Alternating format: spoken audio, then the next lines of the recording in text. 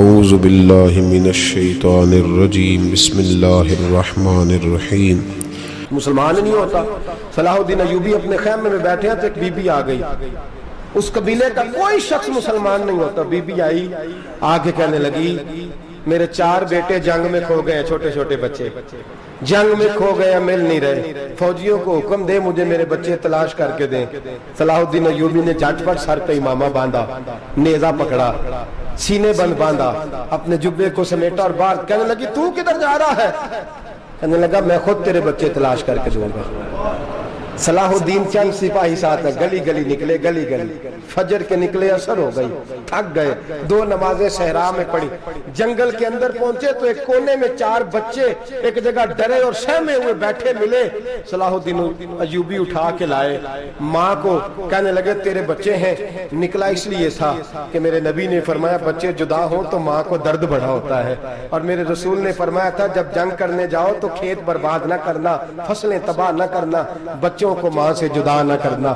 فرمایا میں سوچ رہا تھا تیرے بچے کہیں میری وجہ سے جدا ہو گئے تو مصطفیٰ کو جواب کیا دینا؟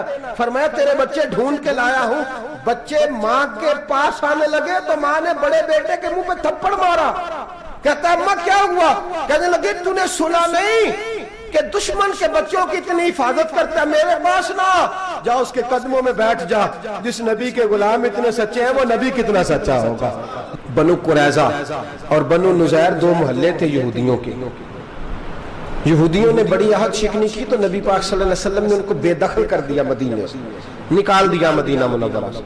یہودی نکل گئے مدینہ طیبہ سے، تو جب وہ نکل کے جا رہے تھے تو ان کے مکان، ان کے باغ، ان کی جائیدادیں بچ گئیں۔ نبی پاک علیہ السلام نے انصار مدینہ کو پہلے بلایا، جاگ رہے ہیں نا آپ لوگ؟ پیسے آتے کسی کو برے لگتے ہیں؟ اب تو یہ بھی حلال حرام کی تمیز بھی اٹھتی جا رہی ہے۔ جائیداد، باغ، مال، علاقہ خالی ہوا ہے، وہ چلے گئے اور لوگ تو ڈھونڈتے پھرتے ہیں۔ اللہ خیر فرمائے، شاملہ جگہ ملتی نہیں اب شہروں میں، وہ کس کس نے نام کرا لی، کدھر گئی ہے کوئی خبر ہی نہیں، خالی جگہ پڑی ہے۔ میرے نبی پاک علیہ السلام نے پہلے انصار مدینہ کو بلایا۔ حضور نے فرمایا انصاریوں بہت بڑی جائیدادیں یہودیوں کی، بنو نذیر اور بنو قریظہ محلے خالی ہو گئے، میرا دل کرتا ہے وہ تمہیں دے دوں، اس لیے کہ تم نے اپنے مہاجر بھائیوں کے ساتھ بڑا تعاون کیا، جائیدادیں تم نے دے دی ہیں، مکانات دے دیے ہیں، بڑا کچھ تم نے دیا ہے، میرا دل کرتا ہے وہ تمہارے نام کر دوں۔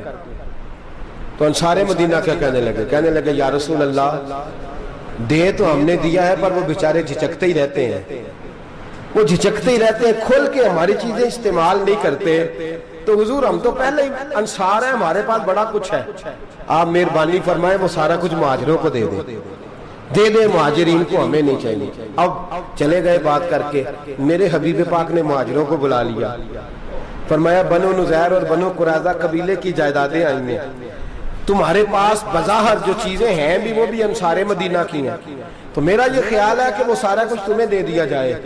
حضرت ابوبکر صدیق رضی اللہ تعالیٰ عنہ کہنے لگے یا رسول اللہ صلی اللہ علیہ وسلم ہمارے انصار بھائیوں نے ہمارے لیے دل تک کھول دیے ہیں، حضور انہوں نے ہر چیز بانٹ کے ہمارے سامنے رکھ دی ہے، ہم اتنے خرد غرض ہیں کہ سارا کچھ لپیٹ جائیں۔ کہا حضور ہمارے پاس جو مکان ہے وہ ہے، ہم کاروبار کر رہے ہیں، تجارتیں کر رہے ہیں، مزدوریاں کر رہے ہیں، ہم انشاءاللہ اور بنا دیں گے، آپ یہ ہماری طرف سے ہمارے انصار بھائیوں کو گفٹ کر دیں، آپ انہیں دے دیں۔ میرے حبیب کی آنکھوں میں آنسو آ گئے، میرے نبی پاک علیہ السلام رو پڑے، یا رسول اللہ آپ کیوں روتے ہیں؟ فرمایا تمہارا یہ بھائی چارہ قائم رہا تو اللہ اسلام کو بڑی قوتیں عطا فرمائے گا، اللہ طاقتیں دے گا اسلام کو، اگر تمہارا یہ رنگ قائم رہا، یہ انداز، میرے غلاموں تمہارے یہ طور طریقے، ایک بھائی کہتا ہے دوسرے کو، دوسرا کہتا ہے تیسرے کو۔ مسلمانوں کی نا ایک تعداد لڑتے لڑتے لڑتے لڑتے دور چلے گئی، تاتاریوں نے قید کر لیا، 4 مسلمان تھے، تبلیغ کرنے گئے، جنگ کرنے گئے، جہاد کرتے کرتے کافروں سے لڑتے لڑتے تاتاری قوم میں چلے گئے، وہاں قید کر لیے گئے تو سزائے موت کا حکم ہوا، 4 بزرگ تھے، سزائے موت کا حکم ہوا تو تاتاری بادشاہ جو تھا وہ بڑا خلاف تھا، بڑا سخت مخالف تھا مسلمانوں کے، اس نے کہا کہ ان کو جب پھانسی دینا نا مسلمانوں کو تو میرے سامنے دینا، اب 4 عالم ہیں، 4 صوفی ہیں، سفید داڑیاں، سر پہ امامے، پھانسی کا وقت آیا تو جو پھانسی گھاٹ ہے وہ ایک ہے، چاروں کو کٹھے پھانسی نہیں ہو سکتی، ایک کو کہا کہ ایک ایک کر کے ان کو پھانسی دو۔ جب پھانسی کا وقت آیا نا تو جو سب سے پیچھے صوفی تھے وہ دوڑ کے آگے آئے، کہنے لگے بادشاہ پہلی باری میری لگا، پہلی۔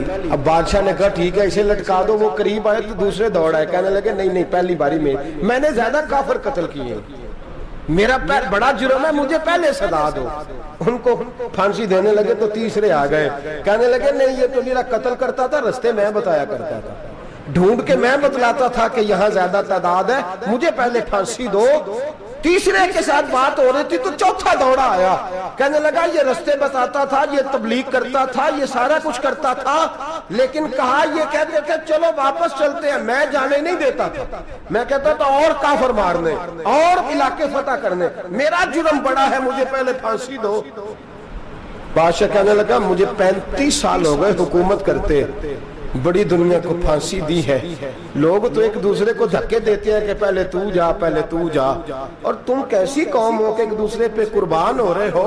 کہنے لگا تم ایک باپ کی اولاد ہو، جاگ رہے آپ لوگ؟ تاتاری بادشاہ، کافر بادشاہ، اسلام کی مخالفت کر دیں، ایک باپ کی اولاد ہو کا نہیں، ایک قبیلے کے رہنے والے ہو کا نہیں، ایک ملک کے رہنے والے ہو نہیں۔ اس نے کہا رشتہ کیا ہے تمہارا، رشتہ کیا ہے؟ تو بول کے کہنے لگے خدا ایک ہے، نبی ایک ہے، خدا ایک ہے اور نبی منفرد ایک ہے، اس قوم کی نقصان بھی ایک ہی، سب کا نبی، اللہ بھی، قرآن بھی ایک۔ کیا ہی اچھا تھا ہوتے اگر مسلمان بھی ایک، یوں تو سید بھی ہو، مرزا بھی ہو، افغان بھی ہو، تم سبھی کچھ ہو بتاؤ کہ مسلمان بھی ہو۔ فرمایا ہمارا اللہ ایک ہے، نبی ایک ہے، تو کہا پھر ایک دوسرے پہ جان کیوں دیتے ہو؟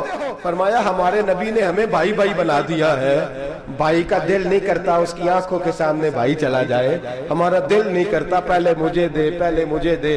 بادشاہ کہنے لگا تمہارا جذبہ مجھے متاثر کر گیا، جاؤ میں تم چاروں کو آزاد کرتا ہوں، تمہیں آزاد کرتا ہوں۔ میرے دوستو یہ رنگ تھا، دیکھیں نا، یہ اس دھرتی نے نظام دیکھا ہے نا، اس فلک میں پہلی بار دیکھا، اس زمین نے پہلی بار، اور میرے حضرت صاحب فرمایا کرتے تھے زمین تڑپ کے روئی، اس نے پہلی دفعہ دیکھا۔ احد کا میدان ہے، 3 صحابہ تپتی ہوئی زمین پہ زخموں سے چور چور پڑے ہیں۔ حضرت انس بن نضر رضی اللہ تعالیٰ عنہ پانی کا پیالہ لے کے پہنچے، ایک زخمی سے کہا تجھے پانی پلانا ہے، تو کہنے لگا میرے زخم تھوڑے ہیں، وہ جو ساتھ پڑا اس کے زخم گہرے ہیں، پہلے اسے پانی پلا دے، جا اسے دے دے۔ اس کے پاس پہنچے تو وہ کہنے لگا وہ مجھ سے پہلے گرا تھا، اس کا زخم زیادہ گہرا ہے، اسے پانی پلا۔ تیسرے کے پاس گئے تو کہنے لگا چوتھا تڑپ زیادہ رہا ہے، اس کی عمر زیادہ ہے، میں تو جوان ہوں برداشت کر لوں، بڑھاپے کی وجہ سے نڈھال ہو گیا، پہلے اسے پانی پلا۔ چوتھا کہنے لگا 5ویں کے پاس جا، 5واں کہنے لگا 6 کے پاس جا۔ حضرت انس بن نضر کہتے میں رو پڑا، میں نے کہا محمد کے غلاموں، رسول نے تمہیں کیسا جذبہ دے دیا ہے، زبانیں پیاس سے باہر ہے لیکن تمہاری اخوت مرتے دم تک قائم ہے۔ کہتے میں 7ویں کے پاس گیا تو کہنے لگا اگر 6 قربانی دے سکتے ہیں تو مجھے خود غرض نہ سمجھ، میں نے نہیں پانی پینا، جا پہلے کے پاس لے جا۔ کہتے میں پہلے کے پاس آیا تو روح پرواز کر گئی، دوسرے کے پاس آیا تو روح پرواز کر گئی، میں 7ویں تک آیا تو انتقال کر گئے۔ کہتے ہیں پانی کا پیالہ میں نے اٹھایا اور میں نے زمین پہ رکھا تو میں نے کہا پانی گوا رہنا، محمد کے غلام مر تو جاتے ہیں پر ایک دوسرے کا خیال بڑا رکھا کرتے ہیں، گوا رہنا یہ مر جایا کرتے لیکن ایک دوسرے کا درد۔ میرے دوستو لٹا ہوا برما، روتے ہوئے مسلمان، سسکیاں اور آہیں لیتی ہوئی مائیں پوچھتی ہیں اے خاصا اے خاصان رسول وقت دعا ہے، امت پہ تیری آ کے عجب وقت پڑا ہے، وہ دین جو بڑی شان سے نکلا تھا وطن سے، پردیس میں وہ دین آج غریب الغربا ہے، فریاد ہے اے کشتی امت کے نگہباں، بیڑا یہ تباہی کے قریب آن لگا ہے۔ اور کیا خوبصورت جملے کہے تھے کہ نبی پاک صلی اللہ علیہ وسلم نے حضور نے فرمایا تھا میرا مومن ایک جان کی طرح ہوتا ہے، ایک جان کی طرح ہوتا ہے، ایک کو تکلیف ہو جسم کے ایک حصے کو سارا حصہ پریشان ہوتا ہے، فرمایا یہ ایک مکان کی طرح ہے، ایک اینٹ دوسری اینٹ کو مضبوط کرتی ہے، فرمایا یہ مضبوط لوگ ہیں، یہ مضبوط لوگ۔ حضرت عمر فاروق کا زمانہ ہے، ایک آدمی نے سیری بھیج دی ایک گھر میں بطور تحفہ، قحط کا زمانہ تھا، گوشت ملتا نہیں تھا، جانور، ایک آدمی نے سیری بھیج دی ایک آدمی کے گھر میں۔ اس نے کیا کیا؟ اس نے اپنی بیوی سے کہا ہماری تو خیر ہے، ساتھ والا پڑوسی زیادہ غریب ہے، ادھر نہ بھیج دے، یہاں گندم امیر شہر کی ہوتی رہی خراب اور بچی کسی فقیر کی فاقوں سے مر گئی، کہا ساتھ والے پڑوسی کے گھر سے میں کئی دنوں سے بھوک کی آوازیں، وہاں بھیج دے۔ اس کے گھر گئی تو اس کی بیوی شوہر کو مشورہ دیتی ہے، کہتی ہے میرے بچے تو دلیر ہیں، ساتھ والے کے چھوٹے ہیں، وہ گزارا نہیں، ادھر نہ بھیج دیں۔ ادھر گئی، ایک روایت ہے 7 گھر، ایک روایت ہے 21 گھر، 21 گھروں میں گھومتی ہوئی وہ سری پھر پہلے کے گھر میں آ گئی، اور پہلا صحابی کہنے لگا صرف تو نے ہی محمد کا کلمہ نہیں پڑھا، باقی 20 نے بھی پڑھا ہوا ہے، صرف تو نے ہی رسول اللہ سے یہ درس نہیں لیا، باقیوں نے بھی لیا ہے، اور صرف تیرے اندر ہی جذبہ اظہار نہیں، تو ہی صرف مسلمانوں سے پیار نہیں کرتی، سارے ہی پیار کرتے ہیں۔ وہ سری پھر آ گئی، اب کیا کرنا ہے؟ اب کیا کرنا ہے؟ تو امام نبوی نے لکھا ہے، وہ کہنے لگی کرنا کیا ہے، پکاؤں گی میں اور کھائیں گے 21 گھر، پھر بھی اکیلے نہیں کھائیں گے، پکاؤں گی میں اور کھائیں گے 21 گھروں کے مطابق شوربہ پکا، اور پھر برتن میں ڈال کے وہ بی بی ایک کے گھر کا دروازہ کھٹکھٹاتی ہے، کہتی ہے مصطفیٰ کے غلاموں نکلو باہر اور کھاؤ، اس لیے کہ جس نبی نے مجھے پیار کا حکم دیا اسی نے تمہیں بھی پیار کرنا سکھایا ہے، یہ رنگ چشم فلک نے سکھایا ہے۔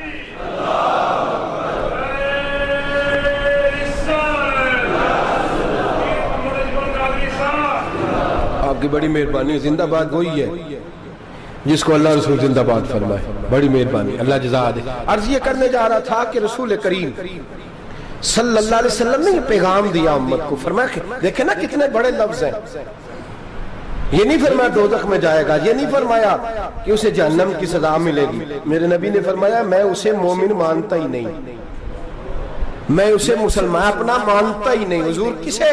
فرمایا جو پیٹ بھر کے کھاتا ہے اور اس کا ہمسایہ بھوکا سو جاتا ہے، میں مومن ہی نہیں مانتا۔ سزا تو تب ملے گی نا کہ جب میں کسی سزا کا اعلان کروں، میں مانتا ہی نہیں، وہ میرا ہے ہی نہیں، خود پیٹ بھر کے کھا رہا ہے، ہمسایہ اس کا بھوکا، میں نہیں مانتا۔ انما المؤمنون اخوہ، مومن بھائی بھائی، میں مانتا ہی نہیں اسے۔ اور میرے حبیب پاک اتنے بڑے لفظ حدیث میں اور کہیں نہیں ملیں گے آپ کو، اتنے بڑے جملے کہیں نہیں ملیں گے۔ میرے نبی پاک نے فرمایا اللہ کہے گا قیامت کے دن، کون؟ اتنے بڑے لفظ حدیثوں میں ملتے نہیں جتنے یہ ہیں۔ حضور نے فرمایا رب فرمائے گا بندے سے کہ میں تیرے پڑوس میں بھوکا تھا، تو نے مجھے روٹی کیوں نہیں کھلائی؟ کون کہہ رہا ہے؟ اللہ کہہ، میں بھوکا تھا تو نے روٹی نہیں دی، میں ننگا تھا تو نے کپڑا نہیں دیا، میں پیاسا تھا تو نے پانی نہیں پلایا، میں بیمار تھا تو تیمارداری۔ یا اللہ نہ تو کھاتا ہے، نہ پیتا ہے، نہ کپڑا پہنتا ہے، نہ تو بیمار ہوتا ہے، لا تاخذہ سنۃ ولا نوم، تجھے بیماری آتی نہیں، اونگ نیند نہیں آتی، میرے مالک تو میرے پڑوس میں تھا۔ تو حضور فرماتے ہیں رب فرمائے گا وہ جو بندہ تیرے پڑوس میں بھوکا تھا تو بندہ تو میرا ہی تھا نا، وہ جو بندہ تیرے پڑوس میں ننگا تھا تو بندہ تو میرا ہی تھا نا، وہ جو تیرے پڑوس میں پیاسا تڑپتا رہا تو وہ میرا ہی بندہ تھا، تو دوائی لینے جائے تو بڑے اسپتال میں اور اس بیچارے کو 20 روپے پرچی کے بھی میسر نہ آئے تو میرا ہی بندہ تھا۔ میرے دوست خیال کر اور یاد رکھ، یہ جو ہمسائے ممالک میں ظلم ہوتے ہیں، زیادتیاں ہوتی ہیں، ہمارے گھر کا پنکھا اچھا چلتا ہے، ہم جلوس اس وقت نکالتے ہیں جب ہماری لائٹ بند ہوتی ہے، ہم جلوس اس وقت نکالتے ہیں جب ہمارا ایس ایچ او ہمیں تنگ کرتا ہے، ہم اس وقت درد محسوس کرتے ہیں جب ہمارے گھر تک آگ آ جاتی ہے۔ یہ جو باہر آگ جل رہی ہے یہ تیرے گھر بھی آ سکتی ہے، یہ جو باہر فساد ہو رہا ہے یہ تیرے دروازے تک آ سکتا ہے۔ میرے رسول پاک نے ایک جان، مسلمان کو ایک جان قرار دیا۔ مجھے بتائیے انگلی کو کٹ لگ جائے، مسلمان ایک جان ہے نا، انگلی کو لگ جائے کٹ، دماغ کہتا ہے میں نے نہیں سوچنا اس کے بارے میں نے اس کے درد کو محسوس ہی نہیں کرنا، انگلی کی درد ہے، انگلی جانے اس کا کام جانے، ایسے ہی ہوتا ہے نا۔ بولے پیروں سے کہتے ہیں، انگلی کہتی ہے چل ڈاکٹر کے پاس، پیر کہتے ہیں نہیں میں نے نہیں جانا، انگلی کا کام ہے انگلی جائے، ایسے ہی ہے نا۔ دل سے کہتے ہیں تو تڑپ تھوڑا سا، انگلی کو درد ہے، کہتے میں کو تڑپوں، انگلی کا ماما انگلی جانے، اس کا کام جانے۔ ٹیلی فون کرنا ہے ڈاکٹر صاحب کا پتہ کرنا ہے تو کان کہتے ہیں میں نے نہیں بات سننی ڈاکٹر صاحب کی، زبان کہتے ہیں میں نے نہیں بولنا، انگلی جانے، ایسا ہوتا ہے۔ پیر احتجاج کرتے کہ میں نے ڈاکٹر کے پاس، میں کیوں چکر کھاتا پھروں ڈاکٹر کی دکان کی، انگلی کو درد ہے انگلی جانے، ایسا ہوتا ہے؟ بھئی میرے رسول پاک نے فرمایا مسلمان ایک جان ہے، تو درد برما کے مسلمانوں کو ہو رہا ہے تو پاکستانی کہہ رہے ہیں کوئی بات نہیں، وہ جانے، ان کا کام جانے، ایک جان ہے نا، درد ہونا چاہیے، تکلیف ہونا چاہیے۔ پھٹے پہ باتیں ہوتی ہیں اس موضوع پہ، اسمبلی پہ گفتگو ہوئی ہے اس موضوع پہ، آپ کی صوبائی اسمبلیاں اس موضوع پہ بولی ہیں، آپ کے کونسل اس موضوع پہ بولے، ہم تو اپنی اپنی سیاستیں، اپنے اپنے تماشے، اپنے اپنے چکروں میں لگے ہوئے۔ وہ دریا کے اندر سسکتے مسلمان، بنگالی کہتے ہیں ہمارے نہیں، برمی کہتے ہیں ہمارے نہیں، پاکستانی کہتے ہیں ہمارے نہیں، ترکی کہتے ہیں وہ کس کے ہیں؟ وہ کس کے ہیں؟ وہ اللہ کے بندے ہیں، محمد عربی کے غلام ہیں صلی اللہ علیہ وسلم۔ لیکن میرے دوستو کیا ہمیں کیا غرض ہے، وہ جانے ان کا کام جانے۔ یہ جب تیرے پیروں تک آگ آئے گی پھر تجھے پتہ چلے گا یہ بڑی سخت آگ ہے۔ آج جس کافر نے برما پر عرصہ دراز تنگ کیا ہے، مسلمان تھوڑے تھوڑے مفاد لینے کی خاطر نا، بنو عباس اور بنو امیہ کی جنگ چل رہی تھی، بنو عباس جو تھے وہ غالب آ گئے، بنو امیہ جو تھے ان کی حکومت ختم ہو گئی، تو عیسائیوں نے بنو امیہ سے کہا کہ ہم تمہارے ساتھ تعاون کرتے ہیں، ہم تمہارے ساتھ تعاون کرتے ہیں اور بنو عباس پہ غلبہ پا کے تمہیں حکومت دلاتے ہیں۔ بنو امیہ بڑی جدوجہد کر رہے تھے بادشاہی کے لیے، لیکن انہوں نے کہا کہ ہم لڑ رہے ہیں، کوشش کر رہے ہیں، لیکن ہمیں کسی کافر کی مدد کی ضرورت نہیں، ہم جتنا مرضی لڑیں لیکن کافروں کے ہاتھوں بنو عباس کو مروانے کو ہم تیار نہیں ہیں۔ میں خبردار، تمہارا آپس کا معاملہ ہے، ہم خود نمٹ لیں گے، تمہیں اجازت نہیں دیتے تم اندر کودو اور کود کر کے تم فسادات پیدا کرو اور مسلمانوں کے اندر تقسیم کرو۔ میرے دوستو مسلمان کو سوچنا چاہیے، سوچ بڑی رکھنی چاہیے، گھر کی جنگ سے نکل آ، اب بہو ساس کے جھگڑے سے باہر آ جا، اب ملے کی سیاست چھوڑ کے باہر کا سوچ، اب اسلام کو تیری حاجت ہے۔ اب پوری دنیا جب مسلمان کو دیکھے نا، فیس بک یوز ہوتی ہے، اس پہ نوجوان جب اسلام کی بات کرنے لگے گا، اس پر جب بڑا اسلام کی بات کرنے لگے گا، پوری دنیا میں پیغام جائے گا کہ مسلمان اب جاگنے لگا ہے، مسلم خوابیدہ بیدار ہونے لگا ہے، اب اس کی آنکھیں کھلنے لگی ہیں، اب یہ اپنے مذہب کی بات کرتا ہے، اب یہ اپنے ملک سے، صوبے سے، برادری سے نکل کر بولتا ہے، اب یہ کہتا ہے کہ بازو تیرا توحید کی قوت سے قوی ہے، اسلام تیرا دیس ہے، تو مصطفی ہے، اب یہ بڑی سوچ رکھتا ہے، اب یہ عالمی بات کرتا ہے۔ میرے دوستو ہمارا تو حال یہ ہے، امام اعظم ابو حنیفہ کا فتویٰ ہے، آپ فرماتے ہیں جو مولوی عالمی حالات سے باخبر نہ ہو وہ جمعے کی تقریر نہ کرے، وہ مسلمانوں کی رہنمائی نہیں کر سکتا، عالمی حالات سے جو خبردار نہ ہو۔ تو جس کو چھٹی ہو جائے، تو نے ختم نہیں پڑھا، دوڑ جا مسجد سے، تو ختم نہیں پڑھتا ہمارے، تجھے پتہ ہی نہیں تو کہاں رہتا ہے، بھاگ جا، وہ عالمی حالات پہ بات کرے گا، کیونکہ بیچارے کو تو پتہ ہے میری سویرے چھٹی ہو جانی، سیاست کا لفظ چھیڑا نہیں تو میں گیا نہیں۔ یاد رکھے وہ جو بیداری ہے، وہ جو اعلیٰ ظرفی ہے، وہ جو بڑی سوچ ہے، وہ جو ملت کی سوچ ہے، وہ جو قومیت کی سوچ ہے، وہ جو آگے بڑھنے کا زاویہ ہے، وہ تو اندر، اقبال کہتے ہیں گلا تو گھونٹ دیا اہل مدرسہ نے تیرا، گلا تو گھونٹ دیا اہل مدرسہ نے تیرا، تجھے تو مدرسے والوں نے پلیٹ پکڑا دیا ہے کہ جا سویرے لنگر کٹھا کر کے لا اور دوپہر کو روٹیاں مانگ کے لا اور دیکھ آج مرا کون ہے، ختم کس کا پڑھنا ہے، تو گلا تو گھونٹ دیا اہل مدرسہ نے تیرا، اب کہاں سے آئے گی صدا لا الہ الا اللہ، تو گھونٹ دیا تیرا گلا، تو کیسے بڑی بات کرے گا؟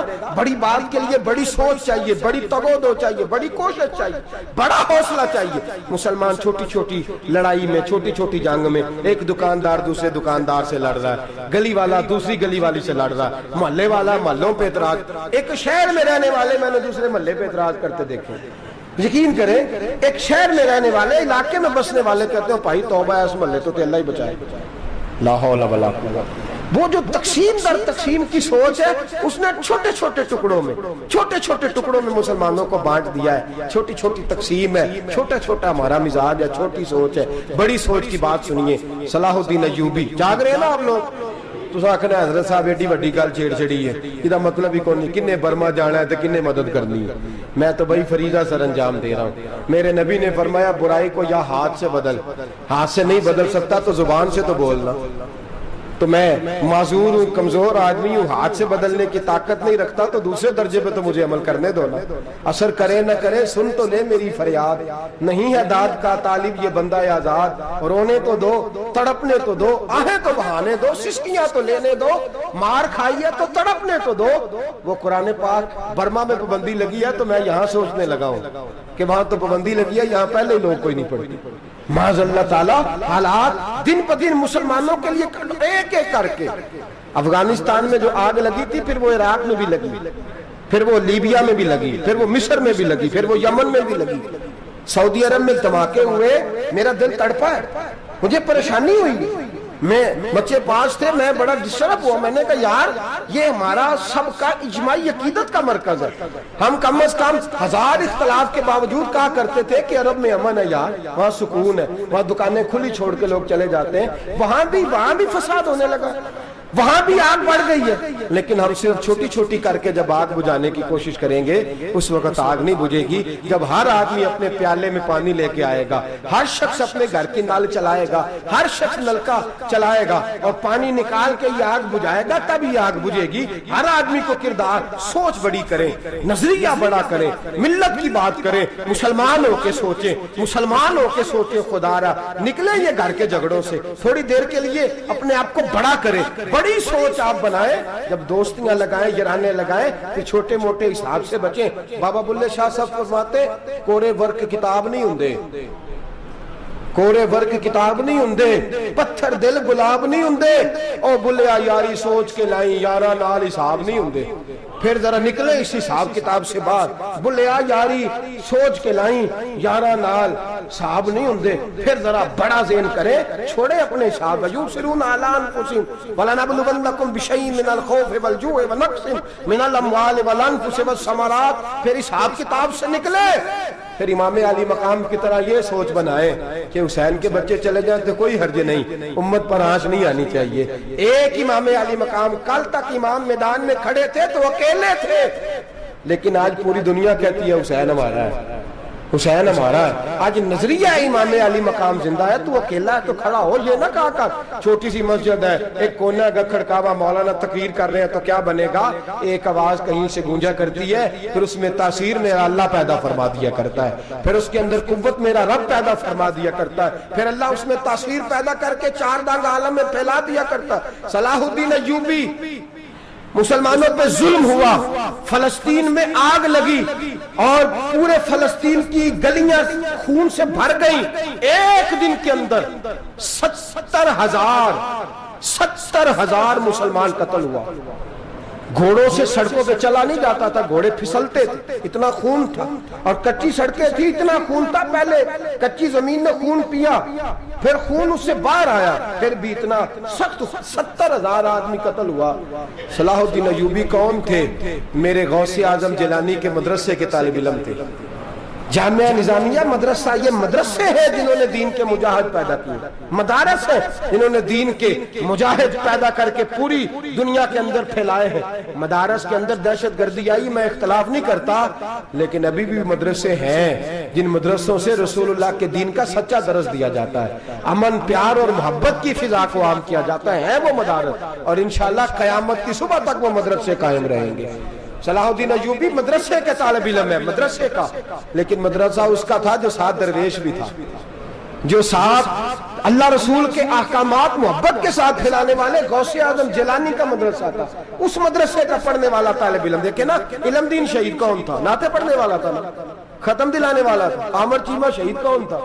نعتیں پڑھنے والا تھا نا۔ یہ نعتیں وہ چیز ہوتی ہے جو دلوں کے اندر اثر پیدا کر دیتی ہے، جو نبی پاک کی محبت کو پروان چڑھاتی ہے، اور یہی چراغ جلے گا تو روشنی ہوگی۔